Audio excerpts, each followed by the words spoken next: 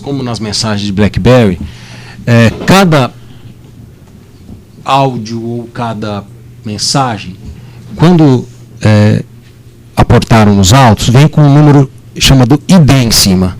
O que é aquele número? Não sei dizer. Quem é que sabe? Técnica, possivelmente algum responsável pela RIM. Isso é só no caso da RIM? Os analistas, quem são os analistas que o senhor disse? Não é o senhor que faz isso?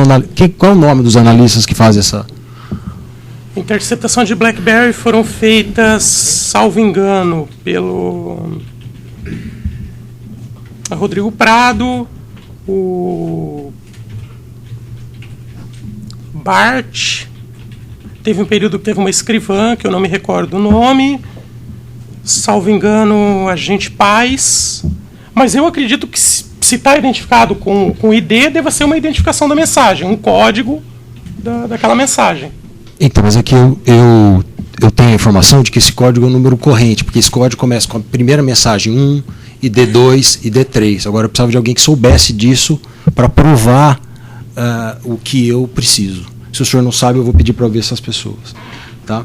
E da Nextel, o senhor disse que é diferente? Não, depende. Cada companhia tem um sistema de apresentação dos dados. Isso é uma questão técnica deles. Então, mas é tudo online? Tudo online. Porque o senhor... Não sei se tem... Eu acho que todas têm sistema Oi, todas têm um sistema de interface com... Porque o juiz expede uma ordem para que seja ou online ou por telefone. É feito... Eles disponibilizam é uma espécie de uma área segura no site, você tem um login, uma senha, e você tem acesso a extrato. Tá. O senhor disse que foram apreendidas, quando perguntado pelo Procurador da República a respeito de elementos de prova relativos ao UTC, planilhas que teriam sido apreendidas, planilhas de identificação de funcionários. Funcionários de quem? Tem planilhas com nome de funcionários da UTC. Salvo engano, Sandra, Valdir... Certo. E alguns outros lá. E o que é que foi apreendido no apartamento de Alberto Youssef sobre a UTC? Apartamento de Alberto Youssef sobre a UTC... Não me recordo. Talvez tenha alguma referência em uma tabela de obras, mas não... É sobre isso. É sobre isso. Doutor Márcio, nós temos aqui uma mensagem de BlackBerry, message, datada do dia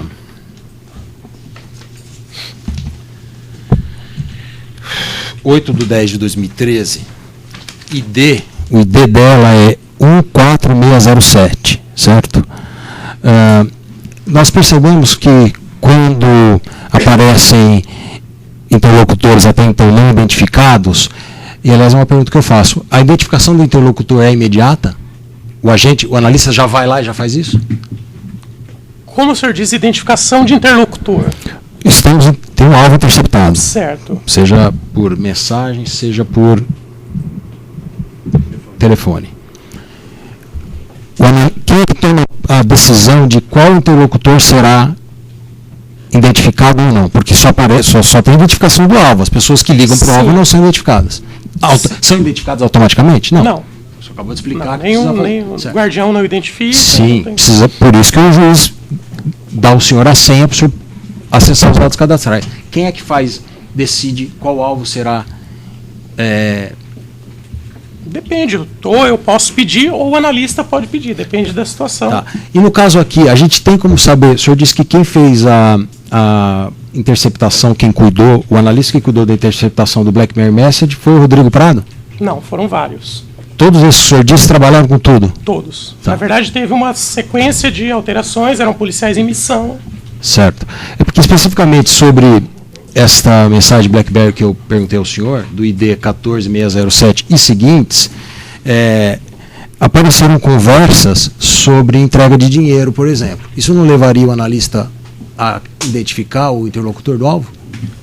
Não, na verdade, tinha entregas de dinheiro, a gente tinha praticamente 5 doleiros grandes monitorados. Na verdade, a gente imaginou que era um doleiro, depois ficou a situação do tráfico, mas havia movimentação de valores o tempo todo. A gente aqui de Curitiba não tinha condições de acompanhar ou de identificar todos os clientes. A gente ia por opção, pelo menos identificar a atividade dos operadores. Era impossível você acompanhar atividade de 4 doleiros grandes, depois surgiu o Leonardo, surgiu mais uma série de outros que se relacionavam com a Nelma, pelo menos 10 ali, de movimentações expressivas, era impossível acompanhar. Mas eu não perguntei acompanhar, eu perguntei só identificar o interlocutor. Não é só ir lá no sistema identificar? Não. O BlackBerry é uma situação de... Na verdade, essa talvez fosse a vantagem do BlackBerry para omissão de dados, porque o BlackBerry, teoricamente, você não fica vinculado à linha. Você cria um apelido e você usa aquele apelido, como era o caso do Sr. Alberto Youssef, Nelma, Habib. E esse número não necessariamente te dá, por exemplo, o número telefônico que a pessoa está usando. E se deu o número telefônico, aí teria como identificar? Doutor, mas aí está especulativo, né? Deu nesse caso? Deu. 6199961133. Mas na mensagem? Ou na mensagem. ID 14607. Está naquele HD que o senhor entregou para nós. Com o número telefônico, era possível identificar? Não, com o número telefônico você teria que pedir o dado cadastral para a empresa. Está aqui. Não. É porque nessa especificamente a mensagem passava para o senhor Alberto Youssef o número do telefone celular do interlocutor. 6199. É outra situação, porque a mensagem de Nextel ela não te vincula Nextel não, a um desculpa. de BlackBerry ela não vincula a um número telefônico. Certo. Então, se a mensagem BlackBerry Message indicou um número de telefone vinculado à remessa de valores, isso poderia ser identificado. Teoricamente, teria que pedir os dados, poderia pedir via sistema, teria que descobrir qual a operadora e fazer o pedido do número. Isso foi feito nesse caso aqui? Que eu me recorde, não. Tá. Mais alguma pergunta? Mais alguma pergunta? Obrigado. Na mesa. Boa tarde, doutor Márcio. Pela defesa de Valdomiro. O senhor disse que os ofícios à RIM Canadá eram encaminhados por uma base da Polícia Federal de Brasília ou de São Paulo, correto? Sim, eles eram encaminhados para Brasília. É uma força? Não, encaminhado para um setor da divisão de crime organizado e eles repassam para a RIM. Dentro da Polícia Federal. De centralização. Dentro da Polícia Federal. E quem trabalha nesse núcleo? São delegados, analistas? Salvo engano, eu acredito que tem um delegado e um agente, não tenho bem certeza. Tá. Porque o contato é via e-mail. Eles passam um e-mail para a RIM Canadá? Sim, eu passo o e-mail para eles e eles dão a destinação. E o e-mail, resposta, o senhor disse que veio direto para a caixa de entrada do senhor? Não, a RIM comunica... Só uma questão, eu vou pedir para o senhor responder olhando para frente, embora... Certo? Porque é gravado. A RIM comunica o início da interceptação, mas os dados vêm por meio de um sistema de download. Mas ela comunica via e-mail? Ela comunica o início a implementação da interceptação. E para quem que ela encaminha o e-mail? Salvo engano, eu recebo e acredito que esse setor de Brasília deva receber também. E como que ela saberia o e-mail do senhor se o senhor não enviou o e-mail para eles? Então, eu preencho um formulário. Quando eu mando a decisão judicial, eu preencho um formulário com os dados, identificação da operação e assim por diante. Se a senhora observar, nos autos ele tem uma identificação de número de operação. Eu não pude observar porque os e-mails não estão nos autos. Mas tem no próprio ID, no conteúdo das mensagens ali, salvo engano, ele identifica uma operação que é a forma como a RIM identifica aquilo ali e manda as informações relacionadas àquele número, o PIN number. E ela manda em qual idioma? O idioma de conversação dos alvos. Não. O e-mail que ela envia... eu estou preocupada com o e-mail. O e-mail que ela envia... O e-mail dela, salvo engano, em inglês. Inglês? Salvo engano. Não tenho certeza, mas eu tenho esses e-mails na caixa. Só uma questão, o senhor tem esses e-mails, então, na caixa? Eu acredito que devo ter. Posso não ter um outro, mas acredito que a maioria esteja na caixa. Uhum. E com esses e-mails dá para identificar quem era o funcionário da RIM Canadá responsável por receber e responder os e-mails? Salvo engano, não é funcionário, mas eles identificam com o setor. Mas dá para identificar a pessoa? Eu acredito que você identifica um setor, que eu acho que é a área de segurança.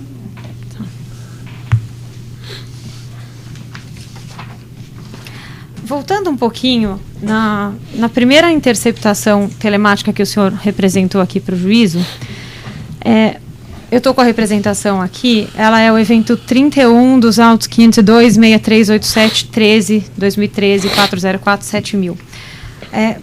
O senhor alega, para representar a quebra de sigilo telemático, que o Carlos, que era quem já estava sendo interceptado via telefone, entre aspas, já deixou claro o fato de usar outros telefones, meios de comunicação, dentre eles o BBM, BlackBerry Messenger, como, por exemplo, nos diálogos transcritos a seguir.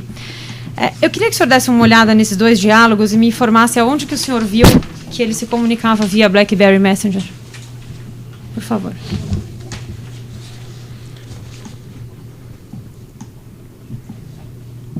No primeiro áudio eles já fazem menção ao BlackBerry. BlackBerry? Sim. Não BlackBerry Messenger. Mas qual o motivo da pessoa usar o BlackBerry em si? Isso acabou ficando bastante popular com relação aos meios de investigação, que as pessoas estavam se utilizando do BlackBerry exatamente pela possível segurança que ele tinha. Mas, com todo respeito, eu só queria saber aonde que ele fala BlackBerry Messenger, porque o BlackBerry, até onde eu sei, é um telefone também. Doutora, daí é um argumento, não é uma pergunta. Porque, excelência, foi dedutivo isso aqui. E a interceptação telemática iniciou... Aí a doutora já argumentou, então vamos adiante. Sem fundamento. Bem.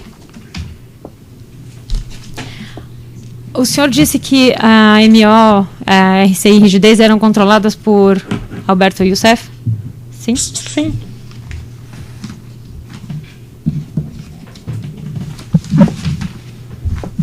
Ele que era responsável pelo fluxo financeiro e pelas movimentações financeiras dessas empresas? Eu acredito que não só ele, mas pelo menos ele... Os valores que eram destinados à movimentação dele passaram por essas contas.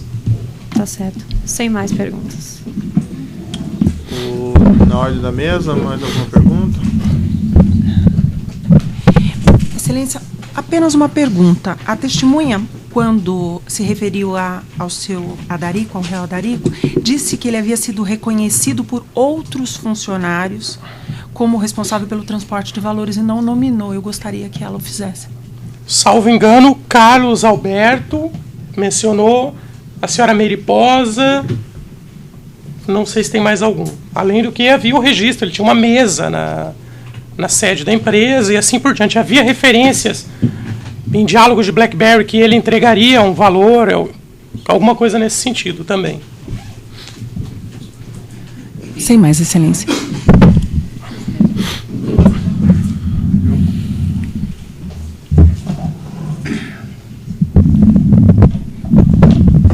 Eu represento Eduardo Leite. Boa tarde, doutor. Boa tarde. Queria saber, o senhor fez no início do seu depoimento, o senhor fez uma referência à sua atuação com mais intensidade na primeira fase da operação, é isso? Sim, na verdade era a fase que eu acompanhei, que agora, na verdade, a gente... No que consistiu esta fase? Exatamente, quais foram as diligências mais importantes? O senhor partiu de algum indício forte?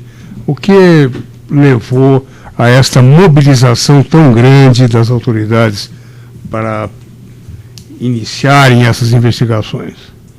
Não vejo como mobilização tão grande. É uma operação padrão de investigação da Polícia Federal. Muito bem, mas a resposta, o grande fica por minha conta, o senhor acha que foi pequena, então, a operação, isso não importa, mas no que consistiu essa operação exatamente? Porque ela teve início? Ela teve início investigando um possível operador de Brasília que havia feito pagamentos para por ordem de uma empresa de Londrina. Era uma pessoa que reconhecidamente era tida como doleiro, e aí foi, por questões ali internas, a gente decidiu que ia aprofundar a investigação. Os senhores, na época, já identificavam alguma ligação desse doleiro com políticos?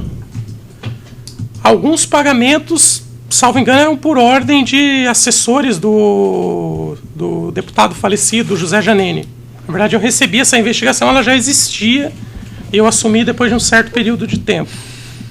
Além do falecido, havia algum político vivo? Não, naquela época eram possíveis pagamentos por ordem de assessores, alguma coisa nesse sentido.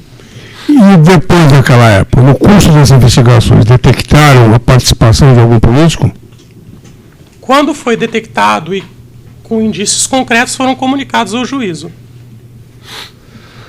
O senhor, nestas interceptações todas, e o colega esmiuçou essa questão do interlocutor, o senhor detectou algum interlocutor da classe política? Não, havia referências, é óbvio que hoje é bem diferente de você analisar, você vê com o conhecimento que se tem hoje da operação com o que se tinha da época. Você vê um nome, André Vargas, era um apelido de BlackBerry, não dá para falar que era exatamente o André Vargas. Eu não entendi, me perdoe. Não, o que eu disse é que a referência que tinha mais concreta era um apelido de BlackBerry com o nome de André Vargas. O interlocutor que se identificou como Luiz Argolo, por exemplo, usava um apelido de L.A.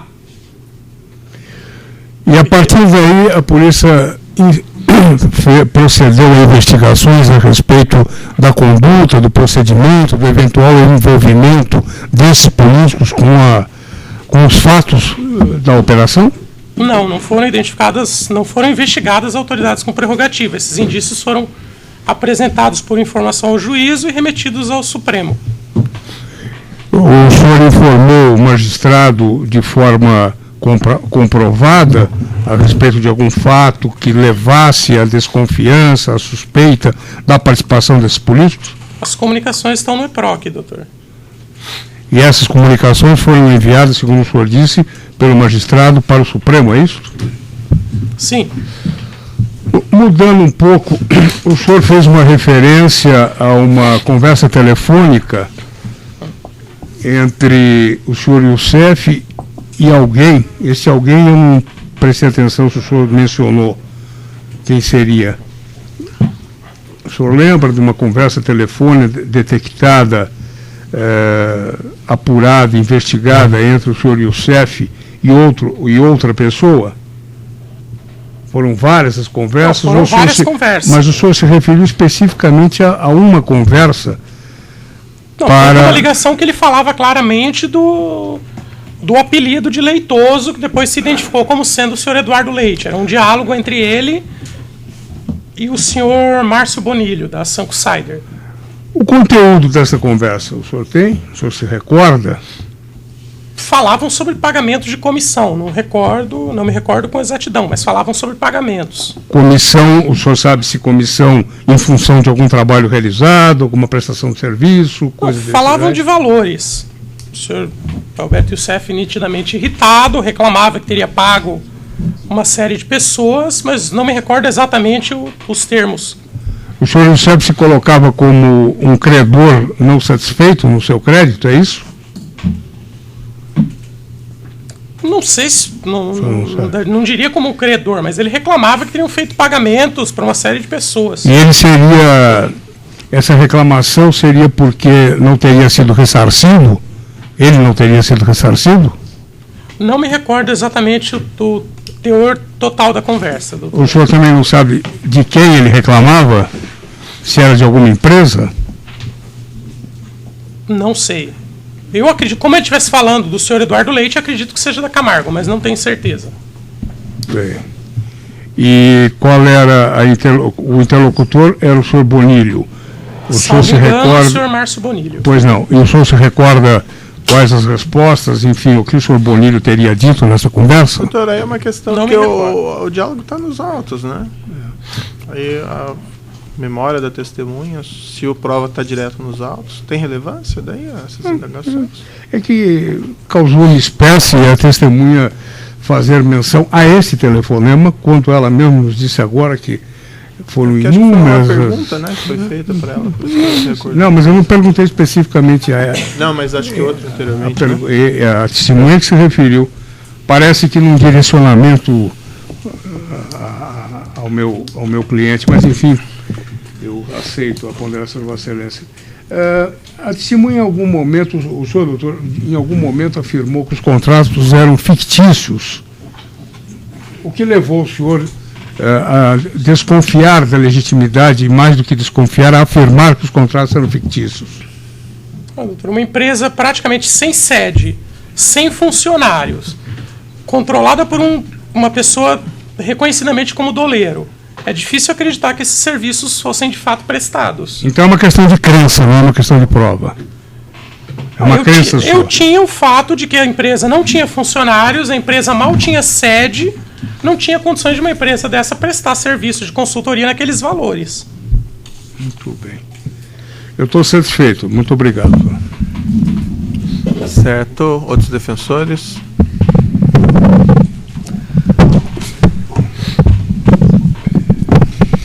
O acusado Alberto Youssef, boa tarde, doutor Sérgio, Ministério Público. Então, Márcio, eu vou procurar ser breve. Na verdade, eu já tive a oportunidade de inquiri-lo aqui como testemunha alguns meses atrás. Eu vou me ater só ao objeto da denúncia. E me recordo que naquela época o senhor fez um depoimento sobre isso, dizendo que não havia encontrado na primeira fase da investigação nada que vinculasse contratos das empreiteiras ou da Petrobras com o meu cliente. O senhor hoje mantém o mesmo depoimento em relação a esses fatos naquela época, que no primeiro momento da primeira fase da investigação o senhor não encontrou nenhum envolvimento do meu cliente com as empreiteiras e com a Petrobras? Não. Hoje o nível de conhecimento que se tem dos fatos é bem diferente. Sim, eu digo naquele primeiro momento. Os únicos fatos que tinham relacionados à Petrobras era a questão da caminhonete que foi paga a um ex-diretor da Petrobras e uma planilha da Fabiana Staiano. Era o que tinha do senhor, basicamente, que pudesse ter alguma ligação com a Petrobras. Que eu me recordo. Ok. Vamos tentar lembrar aqui a questão das interceptações. O senhor lembra quando foi a primeira vez que um político apareceu nessas interceptações? A data? Não vou me recordar datas, doutor. E quando o senhor teve esse indício, o senhor determinou imediatamente, informou o juízo ao Ministério Público? Sim, o juízo foi informado de que haviam indícios. Na verdade, não se tinha confirmação de que era ou não. E ainda que o senhor tenha confirmado, da mesma maneira, vocês continuaram com esse monitoramento ou isso foi desmembrado? O monitoramento persistiu, mesmo com esses indícios? Não teve monitoramento de autoridade nenhuma, doutor. Olha que, mas o senhor disse que houve indício no telefone. Né? O monitoramento após o senhor ter informado o doutor Sérgio, ainda que o senhor não tenha pedido para monitorar a autoridade, permaneceu o mesmo monitoramento? Não, salvo engano, não tinha monitoramento nessa época. Eu acredito que o monitoramento tinha encerrado. Perfeito. O senhor falou que o agente Prado era uma pessoa que estava no monitoramento do Alberto Youssef. O senhor lembra se na data que o Alberto Youssef foi preso, se ele estava em Curitiba? Na data da prisão do Beto. Deflagração? Isso é. Não, ele foi para... Ele estava... Na verdade, eles viajaram no dia à noite para tentar identificar um alvo que tinha viajado para Balneário Camboriú. E aí ele foi lá, eles identificaram, salvo engano, ele e o APF Ricardo, eu acho, identificaram o André Luiz Paula dos Santos e cumpriram o mandado de prisão e retornou para cá na data da operação. Acredito que ele deva ter chegado aqui por volta de meio-dia, por aí. Eu estou satisfeito, Excelência. Obrigado. Excelência, me permite mais uma pergunta? Tudo bem, doutor. Eu só queria, em cima de uma resposta que o senhor deu, então, se o senhor me esclarecesse uma coisa, que é o seguinte. O senhor disse o seguinte: hoje saber que o André Vargas é o André Vargas é muito fácil. Mas na época não dava para saber que o tal André Vargas era o deputado André Vargas. E aí, voltando às perguntas que eu fiz e que o meu colega aqui também fez para o senhor, a pergunta que eu faço é a seguinte: existem alguns Blackberries, salvo engano, né, que esse tal André Vargas dizia que ia fazer reunião com o Vicente Vacareza, etc. e tal, com deputados do PP, com da base. E ele falava com frequência com um dos principais, naquela época, entendo eu, com o principal alvo da operação, que era o senhor Alberto Youssef, pelo menos nessa parte desmembrada do processo. Se o senhor tinha o nome André Vargas, o senhor tinha o número do telefone do André Vargas, não bastava, em cima das perguntas que o senhor respondeu ao doutor, fazer uma consulta ao cadastro para saber se esse André Vargas era o deputado que tinha casa em Brasília, numa região de moradia funcional? Teoricamente, não necessariamente o cadastro ia me indicar que era ele. Simplesmente não. O BlackBerry, você pode colocar qualquer identificação ali e vincular então, qualquer número. Mas a pergunta que eu estou fazendo para o senhor é a seguinte: tendo em vista que esse André Vargas era uma pessoa que se comunicava frequentemente com o senhor Alberto Youssef, tendo em vista que nos BlackBerrys, nas trocas de mensagens, saía o telefone dele, nos autos, está lá, o número do telefone dele. A pergunta que eu te faço é o seguinte: automaticamente, principalmente não sendo ele, aquela época, o deputado André Vargas, mas qualquer André Vargas, a providência da Polícia Federal não era investigar o tal André Vargas? Não necessariamente. Eu não vejo, até com relação específica a essa situação do hoje dito André Vargas, os diálogos dele com o senhor Alberto Youssef não tinha nada, em momento algum eles falaram de pagamentos, de contrato, não tinha nada de anormal ou de suspeito. Tampouco o LA? O LA eu não poderia afirmar que era o LA, tinha um outro diálogo que falava em pagamento, em remessa de valores, salvo engano. E também, mas o LA eu não poderia afirmar que era Luiz Argolo. Nem com o número telefônico, também houve curiosidade de saber quem podia ser o LA? Em momento algum da investigação na primeira fase foi direcionado para clientes de doleiro. O senhor pode identificar isso nos autos, não tem nenhum cliente de doleiro que foi investigado. Ok, muito obrigado. Boa tarde. Pela defesa de Márcio Bonilho. Só para acrescentar a pergunta do colega, mesmo sendo alvo da investigação, conforme foi dito alguns minutos atrás, um doleiro de Londrina e um operador de Brasília, em momento algum, a Polícia Federal atinou pela possibilidade de ter algum envolvimento de políticos, mesmo assim. Ainda mais um político com o nome exato de André Vargas. São suposições, doutor. Eu não posso afirmar que fosse ou não. Ou seja, a Polícia Federal não teve curiosidade de levantar quem seria esse André Vargas. Para a gente era indiferente. Vocês optaram... A gente estava investigando os doleiros. Doleiros e um operador de Brasília, é isso? Sim. Mesmo assim, foi feita uma opção em não levar adiante a investigação com relação a esse nome André Vargas. Não foram investigados clientes dos doleiros. Em momento algum, e nem um tanto de Nelma quanto de Raul, Habib ou assim por diante. Ok. Doutor Márcio, nas investigações realizadas pela Polícia Federal, foi levantada alguma relação envolvendo o TC Consórcio TUC e Sanco, envolvendo Alberto Youssef? Não me recordo. Correto.